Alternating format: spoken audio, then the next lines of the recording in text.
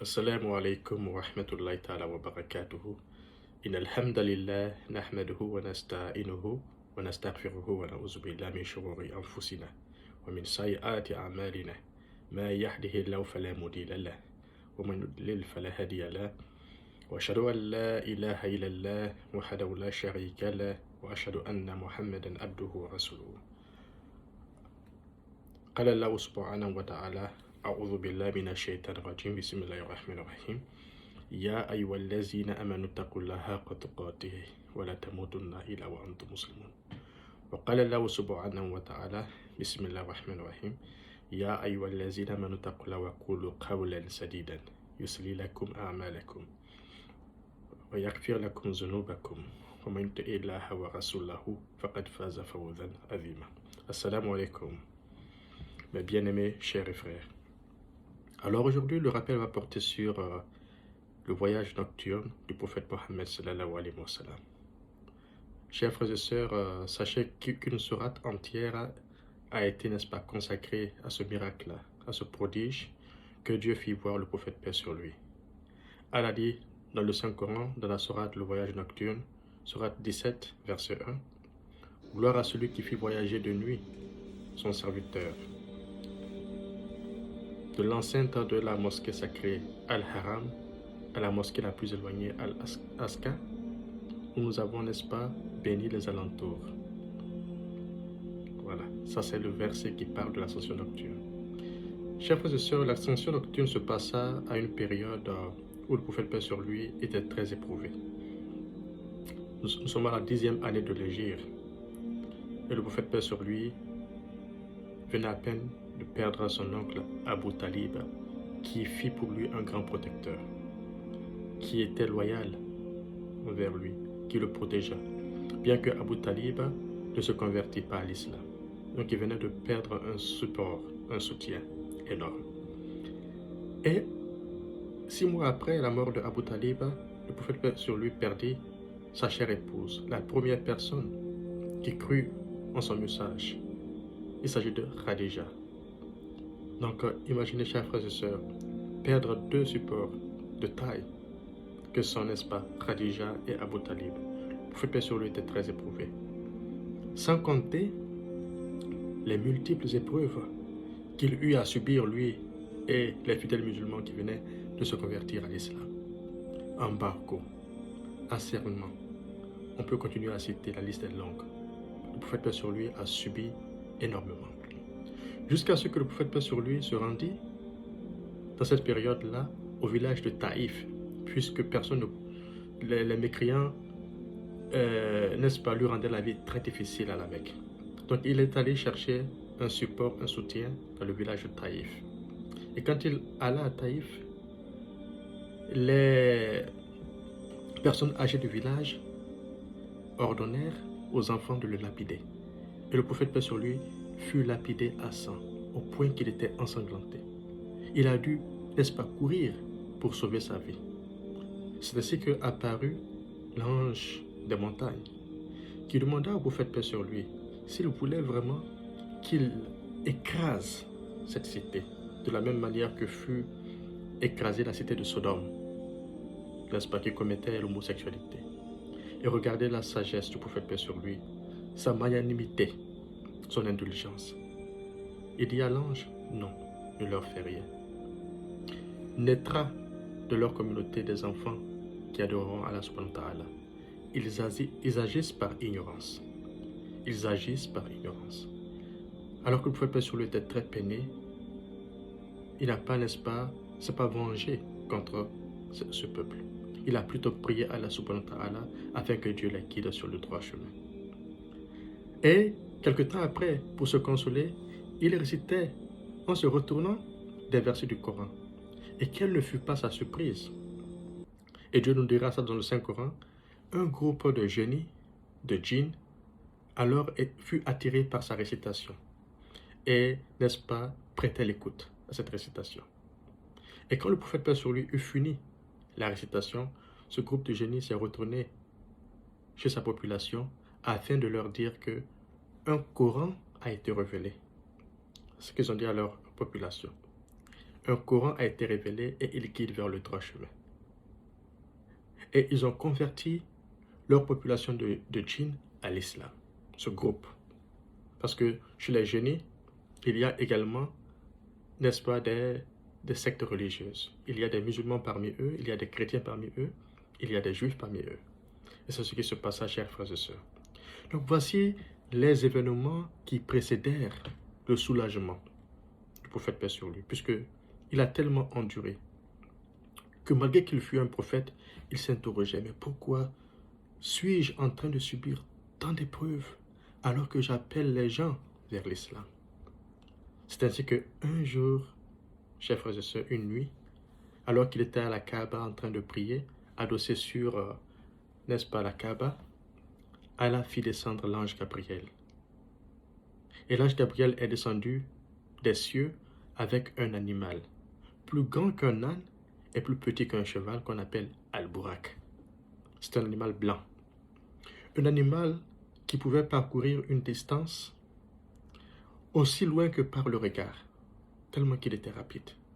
À peine que l'animal bouge, il a déjà, n'est-ce pas, parcouru des milliers de kilomètres. C'est le miracle d'Allah subhanahu wa ta'ala. Allah fait ce qu'il veut. Et cet animal n'était pas un animal terrestre, c'est un animal descendu droit du ciel. Ce qui veut dire qu'il se trouve, n'est-ce pas, voilà, dans les cieux. Alors cet animal est descendu, chers frères et sœurs, et Djibril dira au prophète paix sur lui de monter sur cet animal. Cet animal va s'effaroucher. Il sera excité de voir le prophète paix sur lui, donc il va, n'est-ce pas, bouger. Et Djibril lui dira de rester tranquille. Voilà, en présence du meilleur des hommes, Mohammed ibn Abdullah. Alors le prophète paix sur lui, cette nuit, chers frères et sœurs, corps et âme montera sur cet animal et qui va, n'est-ce pas, entamer son voyage vers Jérusalem. Et le prophète paix sur lui, n'est-ce pas, en un rien de temps, puisque les concepts de temps et d'espace n'existeront pas. Allah subhanahu wa ta'ala, n'est-ce pas, fera que le prophète paix sur lui effectuera ce voyage en une seule nuit. D'abord à Jérusalem, et de Jérusalem, il va, n'est-ce pas, faire l'ascension dans les cieux. Alors, chers frères et sœurs, retournons au 7e siècle. La nuit au cours de laquelle le prophète paix sur lui fit ce voyage, afin de vivre, chers frères et sœurs, avec lui, en différé ce voyage. Alors le prophète paix sur lui monta sur le Burak. Et le Burak traversa, n'est-ce pas, le désert à une vitesse frénétique, inimaginable. Aucune voiture, aucun avion ne peut avoir une telle vitesse dans notre monde. Donc c'est une vitesse inimaginable.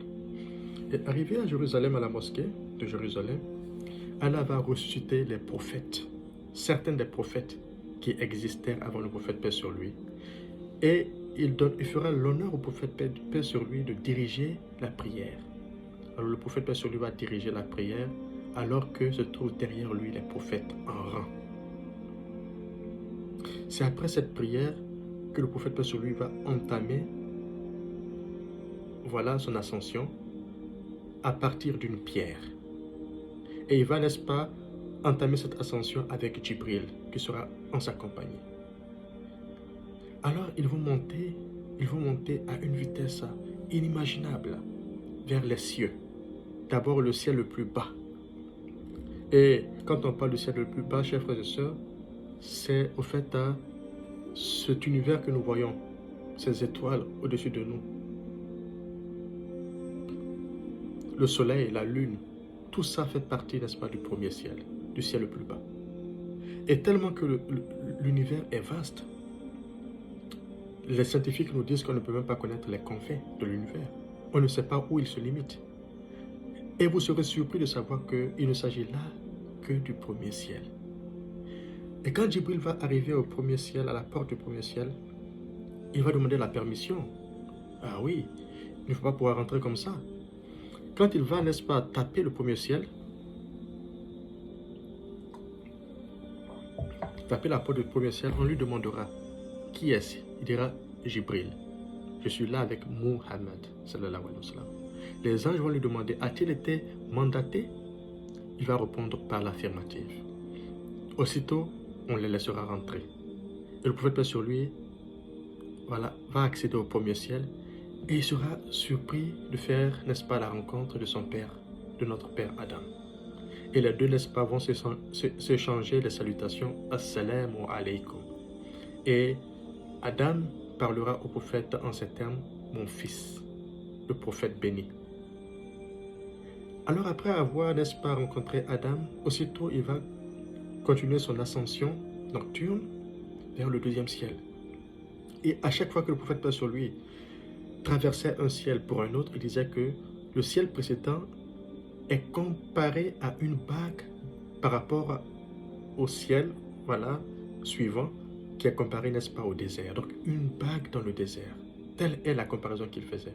Ça veut dire que le ciel antérieur au suivant est tellement petit. Et c'est comme ça que le ciel s'agrandit au fur et à mesure jusqu'au septième ciel. Alors, au deuxième ciel, qu'il va voir? Il verra, n'est-ce pas, le prophète Jésus et son cousin Jean le Baptiste, Yahya. Et ils vont s'échanger des salutations. D'abord, Djibril va demander la permission qui lui sera accordée, voilà, comme ce fut le cas dans le ciel antérieur.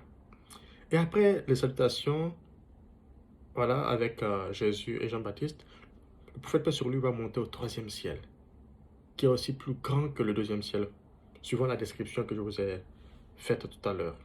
Et qui il rencontre là-bas? C'est Joseph. Et le prophète paix sur lui dira que il personnifie la moitié de la beauté de l'humanité. Il est la personnification de la moitié de la beauté de l'humanité. Et dans certains récits, il est rapporté même que le prophète paix sur lui sera, n'est-ce pas, tellement excité qu'il dira à Joseph, mais tu es d'une grande beauté. Et Joseph également dira au prophète paix sur lui qu'il est très beau. Et en vérité, le prophète paix sur lui était très beau. C'est confirmé dans la description physique du prophète paix sur lui. Il était d'une grande beauté. Au point que un jour, un de ses compagnons, la nuit, regarda la lune, regarda le visage du prophète paix sur lui. Il regarda la lune, il regarda le visage du prophète paix sur lui. Et il a même dit que je jure que le prophète paix sur lui est plus lumineux que la lune, est plus beau que la lune. Ça, c'est en fait un exemple qui démontre sa beauté. Alors, après le troisième ciel, le prophète paix sur lui est monté au quatrième ciel. Et qui il vit? Idriss, le prophète Idriss, dont Allah subhanahu parle dans le Saint-Coran de la sourate Maryam, nous l'élevâmes à un haut rang. Et il s'agit là du quatrième ciel. Ensuite, le prophète paix sur lui poursuivit, n'est-ce pas, son ascension au cinquième ciel et il vit le frère du prophète Moïse, Aaron. Et au sixième ciel, il vit le prophète Moïse et il est rapporté que le prophète Moïse versa des larmes. Il versa des larmes en disant que il est venu, n'est-ce pas, une communauté plus grande que moi, d'un jeune homme qui va rentrer au paradis. C'est-à-dire qu'il était, au fait, jaloux, mais une jalousie positive, puisqu'il y a la concurrence entre les prophètes, mais une concurrence pure, qui n'est pas basée sur le matériel comme c'est le cas chez nous, sur terre. Donc il a pleuré parce que tout simplement le prophète paix sur lui, jeune, qui est venu après lui, aura une communauté plus grande qui rentrera au paradis par rapport à sa communauté, à la sienne. Donc c'est ce qui le fit pleurer. Alors après avoir rencontré Moïse, il a continué son ascension au septième ciel et qu'il vit son ancêtre Abraham, celui qu'il décrit comme étant la personne qui le ressemble le plus. Et Abraham était, n'est-ce pas, près de la maison bénie qui se trouve au septième ciel, la maison peuplée. Et cette maison, il est rapporté, chers frères et sœurs, elle se trouve, n'est-ce pas, au même niveau que la Kaaba. Et je vous rappelle que Abraham est celui qui construisit avec son fils Ismaël la maison de Dieu qu'on appelle aujourd'hui la Kaaba. Et Dieu qui est juste, qui est équitable, n'est-ce pas, fera, n'est-ce pas, vivre Abraham après sa mort au septième ciel. Et il est près de cette maison peuplée. Donc les mêmes salutations auront lieu entre Abraham et son fils, Mohammed sallallahu alayhi wa sallam. Et jusqu'ici, le prophète va sur lui voyager avec Djibril. Et Djibril va voyager avec lui jusqu'au lotus de la limite. Mais avant de parler du lotus de la limite, j'ai oublié un aspect, chers frères et sœurs. Cette maison peuplée est visitée par 70 000 anges depuis le début de l'humanité. Et quand ces 70 000 anges font la visite de la maison peuplée, ils ne retournent jamais. Donc imaginez le nombre infini d'anges qui existent, puisqu'il s'agit là de millions d'années. Et les anges existent il y a des millions d'années. C'est pour vous montrer la puissance d'Allah subhanahu wa ta'ala, son omnipotence. Alors, après le septième ciel, le prophète Paix va monter jusqu'au lotus de la limite, Sidrat al-Muntaha. Allah parle de ça dans le Saint-Coran. Sidratul Muntaha, c'est le lotus de la limite. C'est-à-dire que tout ce qui quitte la terre et le bas ciel s'arrête là-bas. Et tout ce qui quitte le trône d'Allah subhanahu wa ta'ala et descend s'arrête là-bas. Il s'agit là, n'est-ce pas, d'un jugibier, d'un arbre. Et il paraît que cet arbre est si grand, la description, voilà, est difficile de faire. Mais le prophète sur lui a dit que ses feuilles sont comme les oreilles d'éléphant. Ses feuilles sont comme les oreilles d'éléphant. Et de cet arbre coulent 4 rivières qui prennent leur source au paradis.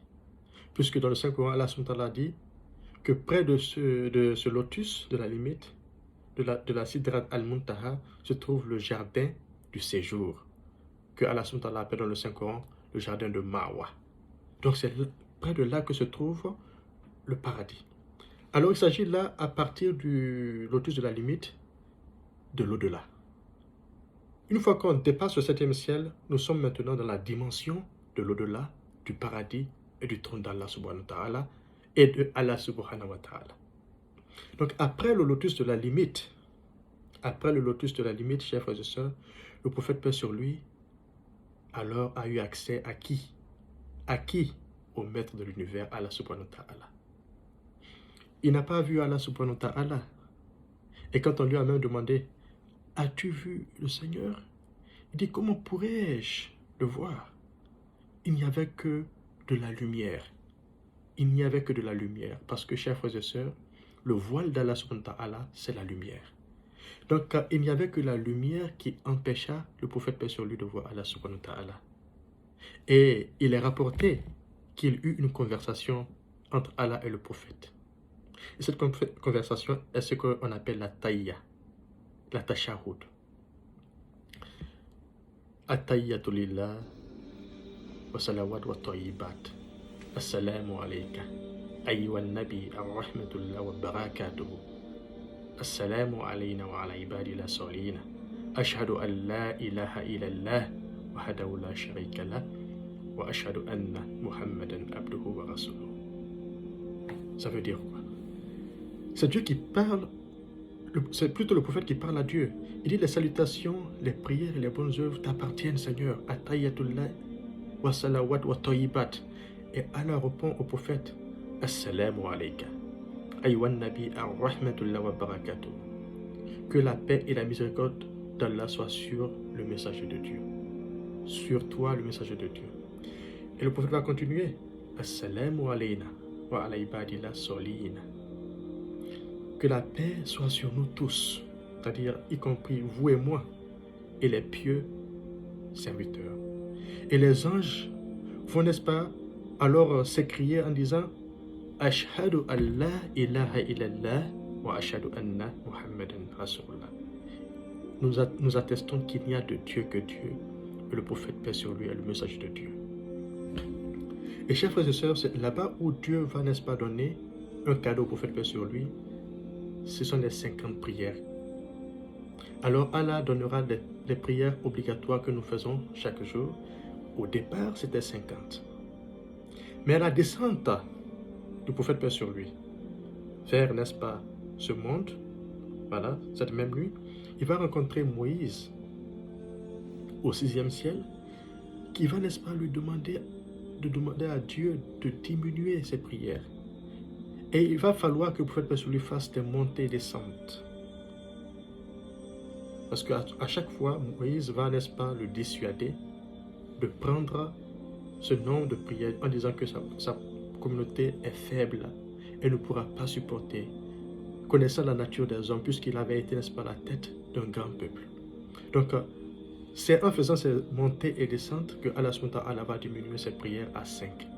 Et même à 5, Moïse va, n'est-ce pas, contraindre le prophète paix sur lui à demander à Dieu de diminuer. Mais le prophète aura honte. Et c'est pourquoi Allah subhanahu wa ta'ala va, n'est-ce pas, parler en disant que ce sont les 5 prières qu'il nous a donné de faire de manière obligatoire, mais elles seront 50 dans la balance au jour de la résurrection. Donc Dieu a révélé lui-même les 5 prières quotidiennes au prophète paix sur lui.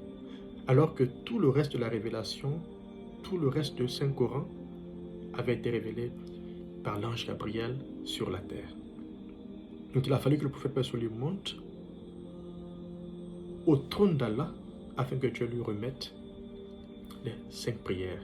C'est à l'image, n'est-ce pas, d'une personne, voilà, qui part au palais d'un président et que le président lui remet un cadeau.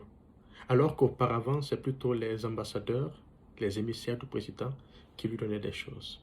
Donc voici l'importance de la prière. C'est pourquoi on doit vraiment s'atteler à la prière, chers frères et sœurs, puisque la prière sera la première chose sur laquelle on sera interrogé au jour de la résurrection. C'est ainsi que le prophète, sur lui, n'est-ce pas, entama sa descente vers le bas monde. En une seule nuit, il quitta, n'est-ce pas, la Mecque pour Jérusalem et il fit, n'est-ce pas, l'ascension des 7 cieux. Cela est d'autant vrai que, chers frères et sœurs, Allah subhanahu wa ta'ala dit que les anges montent à Allah subhanahu wa ta'ala, vers Allah subhanahu wa ta'ala en une distance qui équivaut à 50 000 ans de notre calcul. Donc, en un jour qui équivaut à 50 000 ans de notre calcul. Donc, ce qui veut dire que c'est une vitesse incroyable. La vitesse de la lumière, elle est estimée à 300 000 km par seconde. Donc, regardez cette rapidité. Si Dieu est capable, n'est-ce pas, de faire voyager la lumière à une telle vitesse, alors qu'est-ce que Dieu ne peut pas faire? Dieu est capable de toutes choses. Donc, ça, c'est l'histoire du voyage nocturne. J'espère qu'il vous a plu. Alors, vous pouvez, n'est-ce pas, la raconter plutôt, voilà, à vos proches. On se dit au vendredi prochain, et Inch'Allah, et je vous demande de faire des prières pour votre frère Abdoulaye, et j'en ferai autant pour vous. Assalamu alaikum wa rahmatullahi ta'ala wa barakatuh.